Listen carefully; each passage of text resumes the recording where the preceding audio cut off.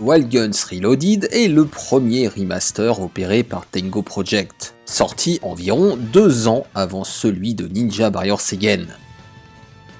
Il s'agit en quelque sorte d'une refonte du titre de 1994, enrichi entre autres choses d'un format 16 neuvième, de nouveaux personnages et stages et d'un mode 4 joueurs.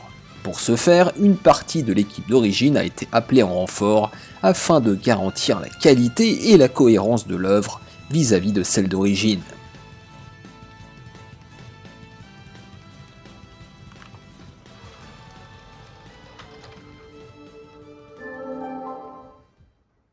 Allez, bonjour chers camarades, on se retrouve en post-production pour ce test and play de Wild Guns Reloaded. Vous le voyez, j'ai choisi le personnage d'Annie, qui est l'un des 4 personnages jouables dans ce remaster. Alors une fois plongé dans le premier stage, eh bien, la première chose qui frappe est l'élargissement du champ de vision. Voilà, qui découle à la fois du format 16 neuvième et d'une résolution plus élevée. Alors concrètement, il n'est désormais plus nécessaire de scroller de gauche à droite pour voir l'intégralité des stages, ou presque. C'est vrai que sur Super NES, cela avait un impact sur le gameplay, dans le sens où il était possible de se mettre à l'abri de certains ennemis en scrollant de gauche à droite. Les ennemis qu'on ne voyait pas ne pouvaient pas vous atteindre. Là, ça va être très compliqué et on va en discuter, mais ça aura un impact sur la difficulté du titre. Alors, bien sûr, cela a un avantage, celui d'augmenter le confort visuel et plus concrètement de pouvoir anticiper plus facilement les tirs ennemis en donnant une vision globale des théâtres d'opération, en quelque sorte. Mais cela a aussi des désavantages. On l'évoquera aussi plus tard. Alors graphiquement, le titre a indéniablement gagné en finesse. On voit que le niveau de détail déjà élevé sur Super NES est accru cette fois. La beauté du pixel art est encore plus valorisée, je trouve. Les couleurs sont toujours plus belles et chaleureuses, avec de magnifiques contrastes. C'est vraiment un très très beau jeu, à l'image des autres remasters de Tengo Project, que ce soit Ninja Warriors ou plus récemment Pokin Rocky Rich Ride. Alors on note aussi pas mal de petits effets graphiques supplémentaires, de petits détails dans les décors. C'est assez subtil, mais il y en a énormément. Je pense notamment à ces douilles là qui tombent au sol, ou alors les cheveux qui ondulent au vent désormais, que ce soit pour Annie ou pour les autres personnages. Ça a gagné, on va dire, en souplesse et dans le côté organique des environnements. Ils sont plus vivants, même si globalement les décors ne sont pas bien animés. Enfin, ils sont relativement peu animés pour la plupart d'entre eux. Les ennemis, eux, ont gagné des frames d'animation. Et pour certains d'entre eux, carrément des patterns, on le verra juste après. Lors du combat de boss, le premier boss, vous allez voir qu'il a gagné pas mal d'animations et de patterns intéressants. En termes de gameplay, je dirais que le joueur habitué à la version Super NES ne sera pas dépaysé. En tout cas au début, on retrouve les commandes de base qui permettent d'effectuer des roulades, des sauts, des coups de lasso, là comme vous le voyez, qui sont, je trouve, encore plus efficaces qu'avant, notamment pour canceller, si j'ose dire, les tirs ennemis. Alors attention, ça demande un petit doigté parce que ça vous met évidemment en situation de faiblesse, mais ça vous sera également très utile par moment. Voilà, donc je parlais du premier boss, vous allez voir. Regardez-moi la qualité de son animation. Là, ça c'est un pattern, vous voyez, qui est beaucoup plus serré qu'avant. On va y venir, mais le jeu est globalement plus difficile que la version Super NES. Regardez ça. À chaque fois, c'est vraiment, j'allais dire au poil de cul près, excusez-moi. Vous l'avez vu, là maintenant, il balance carrément des camions. Donc c'est vraiment une splendeur ce boss. Je dirais même que c'est le plus beau du jeu, hein, quasiment. Alors, la différence de feeling, je l'ai un petit peu évoqué avant, elle découle principalement de la résolution supérieure de l'image. Voilà, les déplacements du réticule sont du coup, et c'est assez logique, plus longs. Notamment lorsqu'il faut passer d'une extrémité à l'autre de l'écran. Alors ça va impacter parfois le temps de réaction. Tout simplement, vous allez avoir plus de difficultés à passer d'un ennemi à l'autre, dans le cas où ils sont éloignés l'un de l'autre, évidemment. Et ça, c'est indéniable, surtout que le nombre d'ennemis n'a pas du tout diminué, hein, il y en a même plus qu'avant. Donc ça, je dirais que c'est un coup à prendre.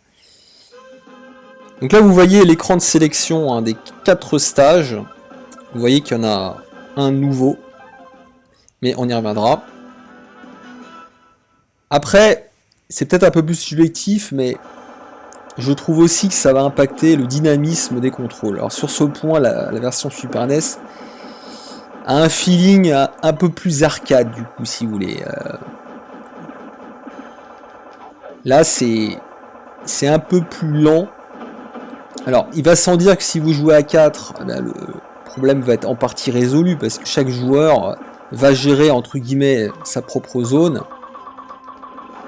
Mais en solo, je trouve que, clairement, ça désavantage cette version.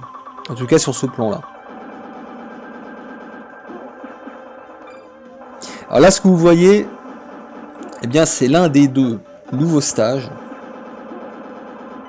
qui s'appelle ici Underground. Alors il nous plonge dans une ambiance que je qualifierais de macabre,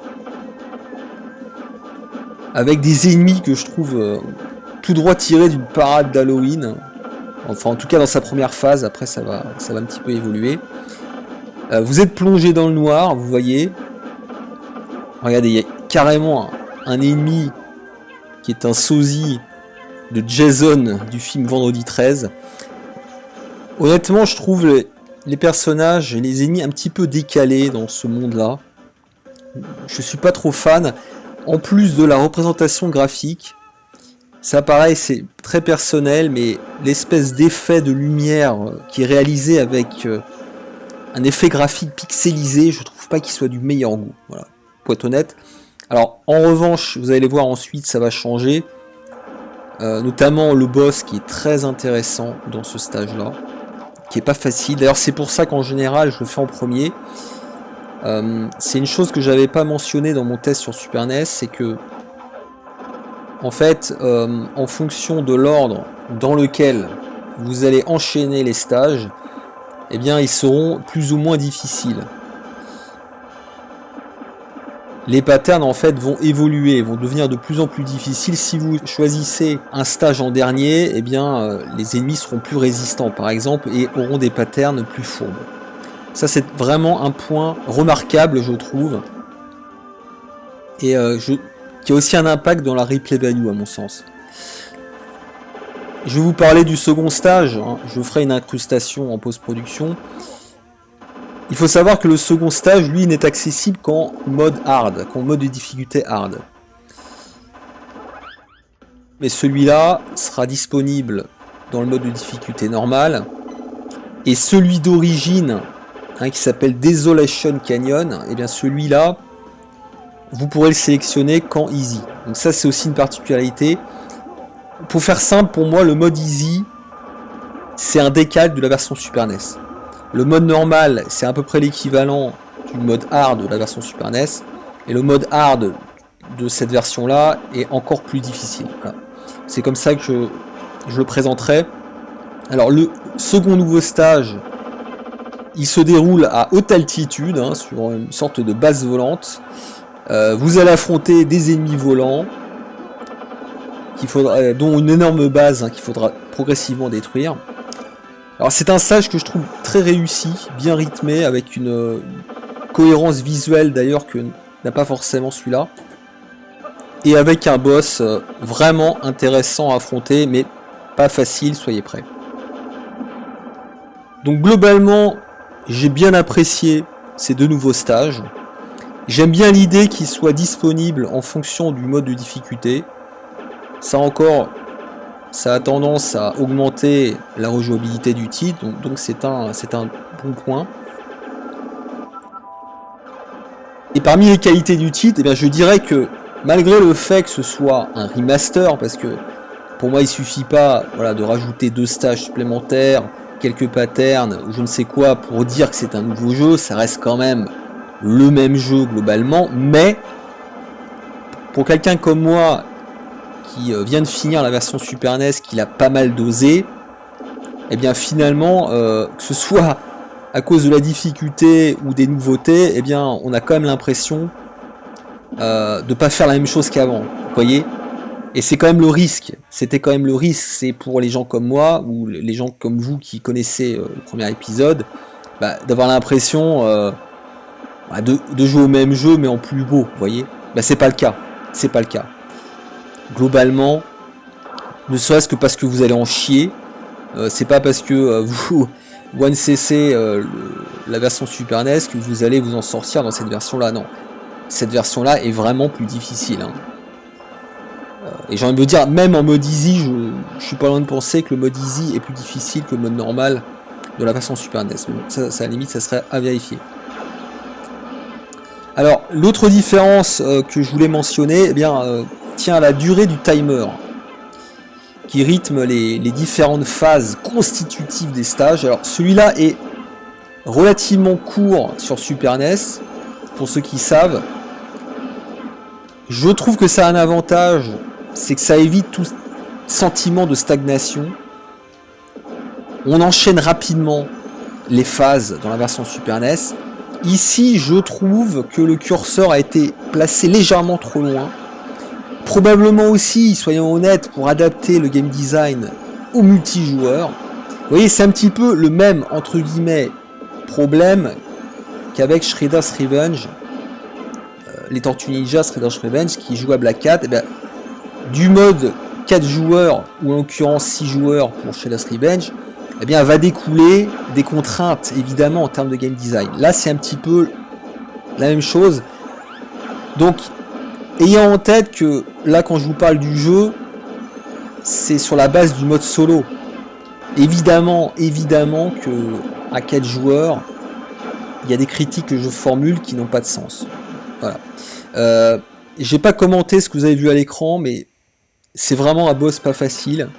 Notamment quand on sélectionne ce stage à la fin. Vraiment, vous allez en chier.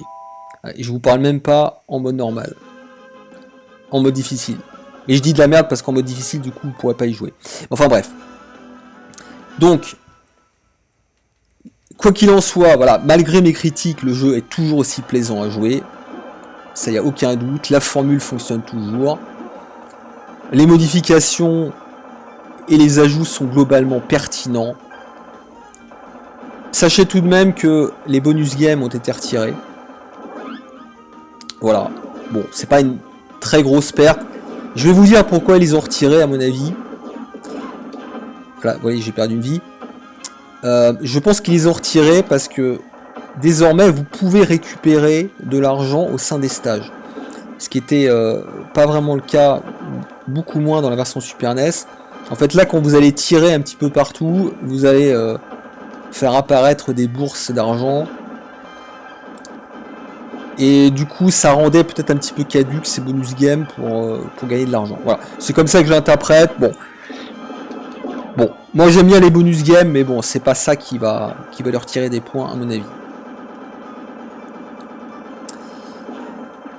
En revanche, alors je parlais de la difficulté, sachez quand même que le jeu est toujours aussi généreux avec les vies. Donc très important, récupérer évidemment le plus de fric possible, parce que vous allez gagner des vies grâce à ça. Il est pas rare de gagner 2 vies par stage, que ce soit au cours du stage ou parce que vous allez vaincre le boss. Donc même si vous allez perdre beaucoup de vie, en tout cas au début, vous allez aussi en gagner pas mal. Alors ce stage là, à mon sens, fait partie de ceux qui ont le moins évolué.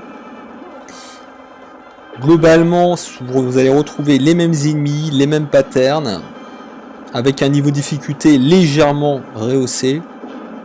Mais je dirais que c'est pas dans celui-là où vous allez être perdu ou piégé par rapport à la version Super NES.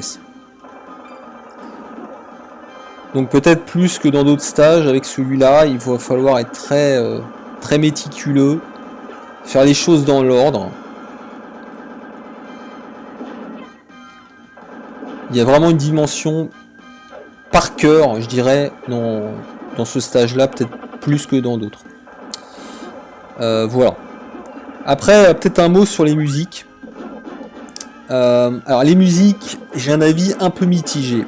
Globalement, elles reprennent, j'allais dire scolairement, celles de la version Super NES. En améliorant évidemment leur qualité sonore, je veux dire d'un point de vue technique. Ce qui est pas un défaut évidemment.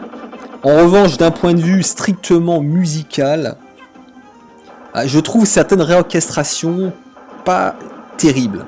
Je pense notamment à la musique du stage de Carson City, en fait c'est le premier stage. Je sais pas, j'ai l'impression qu'elle a été accélérée et ça rend pas hyper bien. Celle des boss aussi, je préfère celle de la version Super NES. Il y en a une que je trouve vraiment, pour le coup, vraiment ratée, c'est celle de Desolation Canyon. Enfin, dans l'absolu non, elle est pas ratée. Mais je sais pas, ça sonne un peu faux en fait. Alors cela dit, il y a des exceptions, hein, comme celle de Goldmine, qui est plus péchue et meilleure, tout simplement. Les musiques des nouveaux stages sont très correctes. J'ai une préférence d'ailleurs pour celle de Underground. Celle de Flying Ship, donc c'est le stage là dans le ciel. Bon, elle est un peu plus générique, mais globalement, elles sont pas mal. Donc d'un point de vue musical, je trouve le retravail en demi-teinte. Voilà, il y a des musiques meilleures, mais il y en a quand même plus qui sont moins bonnes, je trouve, que celles de la version Super NES, mais vous me direz si je suis le seul à penser cela. Donc je regarde, là ça doit être le troisième stage que je finis là. En général, je les choisis dans le même ordre, hein, toujours. Je choisis les plus difficiles à mon sens, puis j'enchaîne avec les deux plus faciles. Donc je fais dans l'ordre décroissant de difficulté, en quelque sorte. Alors là, vous allez voir, je vais d'abord m'attaquer aux deux tourelles là, à droite, pour éviter d'être embêté. C'est aussi un stage, celui-là, qui n'a pas trop évolué. Mais c'est pas un problème, parce qu'il était déjà très très bon. Vous voyez que les musiques ont un petit air maintenant plus métal. Enfin, j'appelle ça métal, je sais pas si c'est le bon terme, mais avec l'utilisation de guitare électrique. N'hésitez surtout pas à ramasser les bâtons de dynamite. Il y a un point en revanche où le jeu est peut-être plus accessible, même si ça fait pas évidemment pencher la balance, c'est les armes secondaires qui globalement sont distribuées plus généreusement dans cette version là, à mon sens. D'ailleurs je n'en ai pas parlé, il me semble, des nouvelles armes. Eh bien vous en avez deux principales, enfin il me semble que, oui on peut dire qu'il n'y en a que deux nouvelles, mais elles sont vraiment excellentes. Alors il s'agit du laser, que vous avez déjà dû voir, qui est vraiment très agréable à jouer et assez puissant, comme tout bon laser. Et puis une sorte de rayon plasma, pareil, qui rappelle un petit peu, vous voyez là j'ai perdu une vie, qui rappelle un petit peu le fusil à pompe, mais en plus puissant encore. Donc ça aussi, un enrichissement pertinent, je trouve, au niveau de l'armement. Et je me répète hein, par rapport à la version Super NES, mais vous avez toujours intérêt à choper les armes secondaires, les armes bonus en quelque sorte, mis à part le fameux malus. Voilà.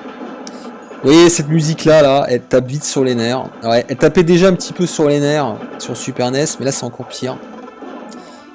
La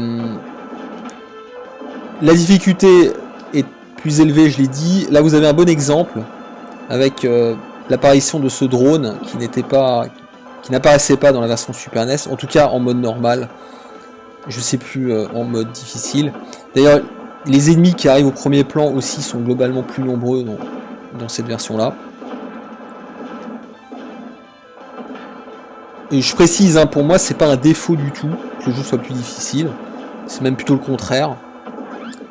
Ce qui me dérange le plus, en revanche, c'est cette histoire vraiment de 16 neuvième qui fait que, voilà, déplacer le réticule, encore une fois, est parfois pénible et long. Mais je vais pas me répéter. En termes de contenu, eh bien, bon, vous avez, comme je l'ai dit, 3 modes de difficulté qui ont un impact sur le contenu, puisque, comme je l'ai dit, en mode easy, vous allez accéder au niveau Desolation Canyon, en mode normal sur l'un des 2 nouveaux stages, et puis en mode hard sur le deuxième. Donc ça c'est plutôt une très bonne idée, je trouve, pour la rejouabilité. Ça vous poussera du coup à finir le jeu dans les 3 modes de difficulté, ce qui n'était pas forcément le cas sur Super NES. Hein. À part pour le challenge, je n'avais pas spécialement nécessité à le finir en hard. En revanche, sachez que il n'y a plus le mode versus entre guillemets qui permettait de s'affronter sur des tirs de cible, des tirs sur cible. Ça a été retiré. Bon, c'était pas non plus passionnant, mais c'est à noter. Vous voyez là, ce boss là pour moi, c'est le bon exemple du boss qui a été largement boosté, qui dans cette version là est vraiment, j'hésite pas à le dire, beaucoup plus difficile que sur Super NES. Il est, là pour le coup, celui-là, c'est l'un des plus durs du jeu, alors que sur Super NES, c'était une vraie formalité. Là, honnêtement, généralement pour le battre, j'utilise 2 bombes, parce que c'est une vraie plaie. C'est une vraie plaie. Entre les lassos qu'il lance, les boulettes, ses déplacements complètement imprévisibles, et puis les 2 PNJ là qui vous agressent des côtés, sur les côtés, c'est vraiment pas évident. Donc là vous allez voir, je vais galérer un petit peu, mais je crois que je vais vite balancer une bombe après, voire 2. Voilà, cette phase là elle est complètement intenable, hein. Si vous n'avez pas de bombe, c'est vraiment très chaud. Voilà, je me suis pas embêté, vous voyez.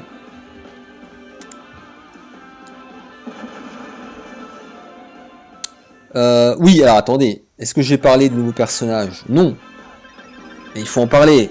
Alors, en toute honnêteté, en introduction, je les ai pas trop creusés. Et pour une raison simple, mais un peu stupide, je le reconnais, c'est leur design, qui vraiment ne m'attire absolument pas. Alors que ce soit l'espèce de Omas, hein, qui s'appelle Doris, qui, je n'en doute pas, un personnage intéressant à jouer, mais qui ne m'intéresse pas, tout simplement de par, encore une fois, son character design. C'est un personnage très puissant, lent, mais puissant, clairement destiné aux experts. Il est vraiment pas facile à jouer,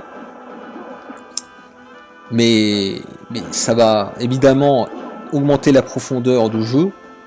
Et puis vous avez, à contrario, un autre personnage qui s'appelle Bullet. Donc c'est un teckel qui est accompagné d'une sorte de drone et qui lui permet de tirer en se déplaçant, ce qui n'est pas possible avec les autres personnages, et qui bénéficie d'une visée extrêmement large. Donc c'est, en tout cas tel que c'est présenté, un personnage destiné aux débutants.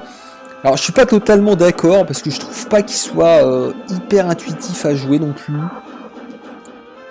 Si j'ai un conseil à vous donner, c'est plutôt de vous focaliser sur les 2 héros principaux, c'est-à-dire Clint et Annie, qui sont pour moi de loin les plus intéressants.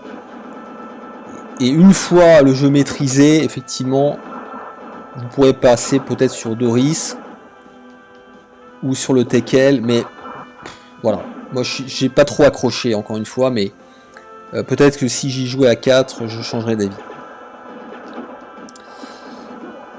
Voilà ce que je pouvais dire sur le contenu, je crois pas avoir oublié... Oui, alors oui, pardon. Oui, j'ai pas précisé que vous pouvez débloquer des petits bonus. Alors, vous avez des couleurs supplémentaires. Vous pouvez également débloquer les musiques de la version Super NES. Donc ça, c'est plutôt sympa. Là, je les ai pas sélectionnés parce que voilà, pour le test, c'était quand même pas forcément pertinent. Mais c'est un bon point. On peut regretter toutefois que la version Super NES en elle-même ne soit pas débloquable. Ça aurait été sympa, je trouve. Alors, est-ce que c'est parce que elle a été rééditée par ailleurs par Strictly Limited? C'est possible. Sachez que le jeu effectivement a été réédité en version physique, donc la version Super NES. Malheureusement, j'ai vu que la version Super Nintendo européenne n'est plus disponible, il ne reste plus que la version Super NES US. Bon, voilà, bon, après c'est vraiment des détails. Mais voilà, il y a un petit peu de contenu, c'est pas non plus génial, quoi. Cela dit, la durée de vie n'est pas négligeable, elle est meilleure que sur Super NES. Je répète, 2 stages supplémentaires, une difficulté accrue, 3 modes de difficulté qui ont un véritable intérêt du simple fait qu'ils vous permettent d'accéder à des stages différents. Donc ça, c'est un très bon point.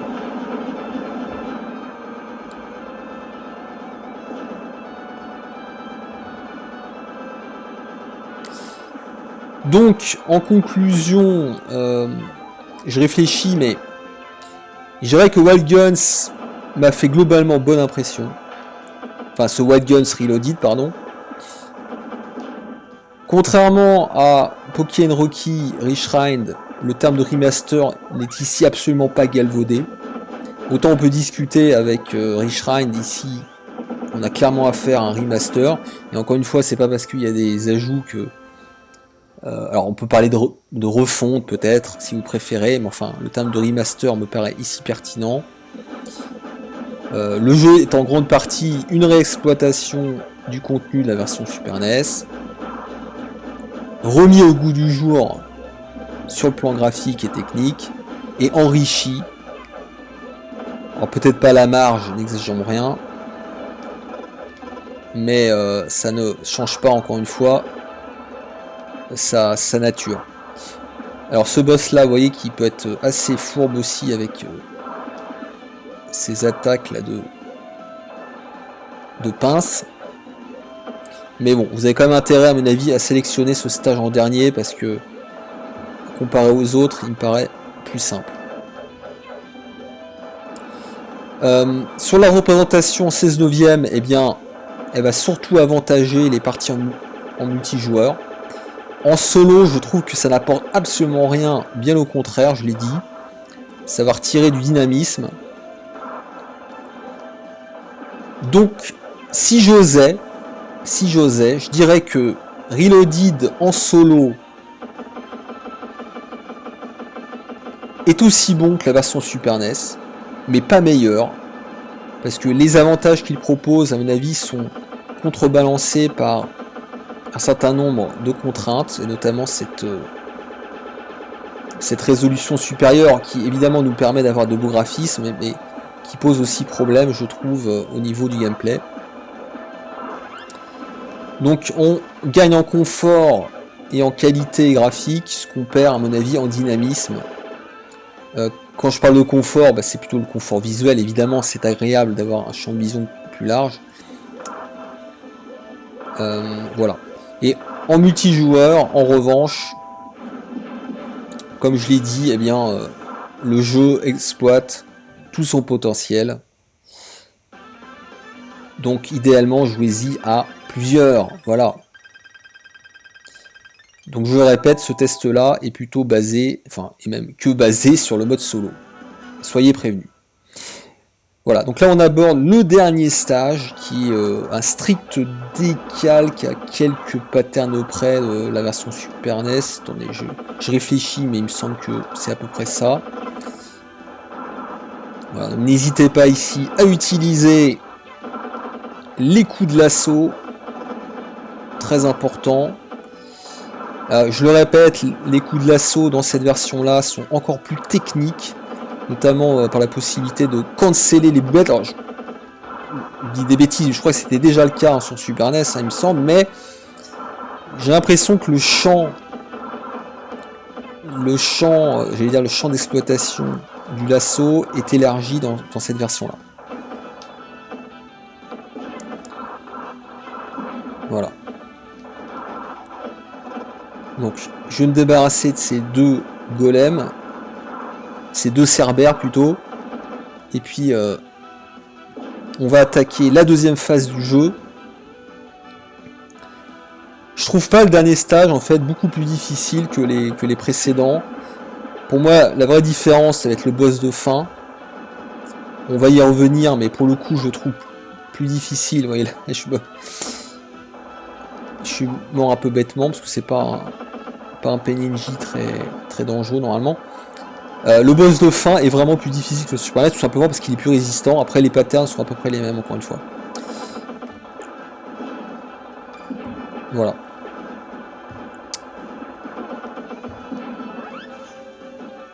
Le tir laser qui est toujours aussi agréable à jouer. Quand je parlais des timers, vous voyez le timer là, typiquement, je pense qu'en multijoueur, eh bien, on ne trouvera pas qu'il est trop long. Et c'est vrai qu'en solo, vous voyez, notamment dans une phase comme celle-là, où finalement on fait un petit peu toujours la même chose, parce que les patterns ne sont pas très variés, eh bien, ça pèse un petit peu. Voilà.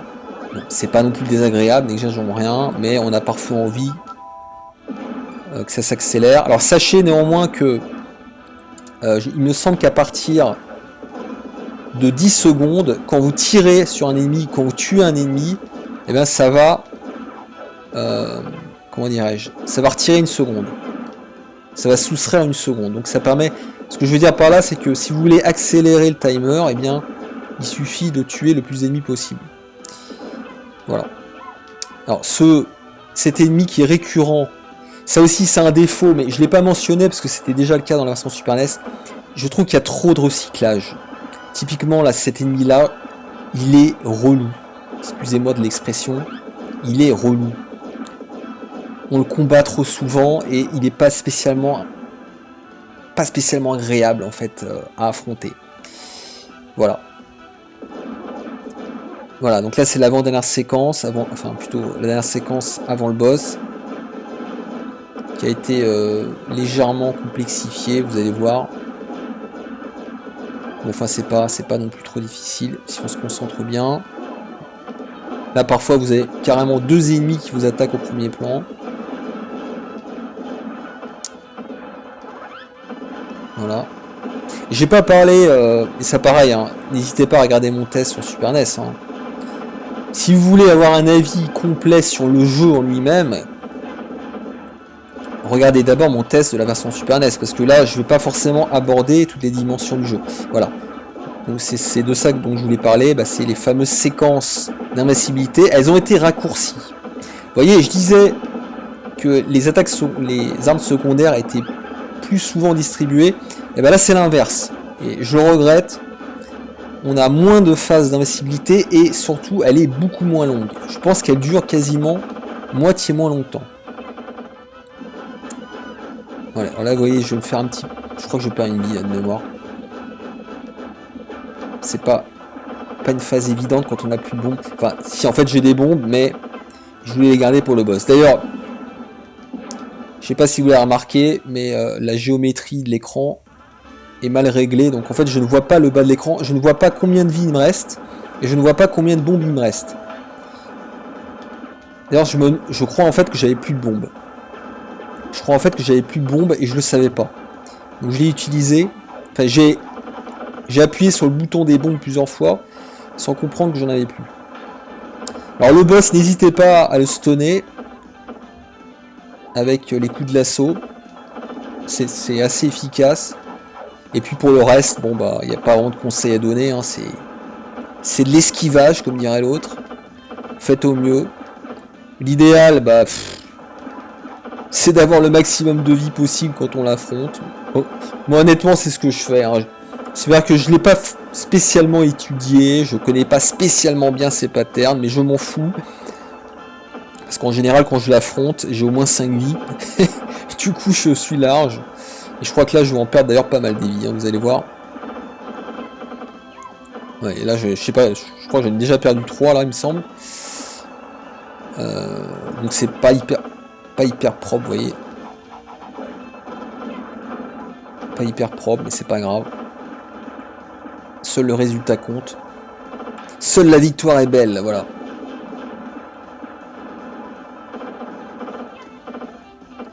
L'idéal, je vais vous dire, c'est de vous débarrasser des 2 tourelles là, qui sont à droite et à gauche.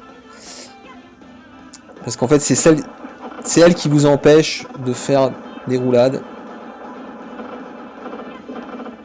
Ouais, là, le nombre de vies que j'ai perdu au boss, là, c'est hallucinant. Vous voyez, là, j'avais vraiment un bon stock de vie. Hein. Voilà. Ça y est, je me suis débarrassé. Bon, voilà ce que je voulais vous dire au sujet de Wild Guns Reloaded. Donc, c'est un bon jeu, c'est un bon remaster, mais c'est pas non plus une révolution. Voilà. Je devais paraphraser, si je devais paraphraser la célèbre phrase, je dirais que donc à la question c'est une révolution, et ben je répondrais non sire, c'est une révolte. Voilà. Allez, bonne soirée à tous.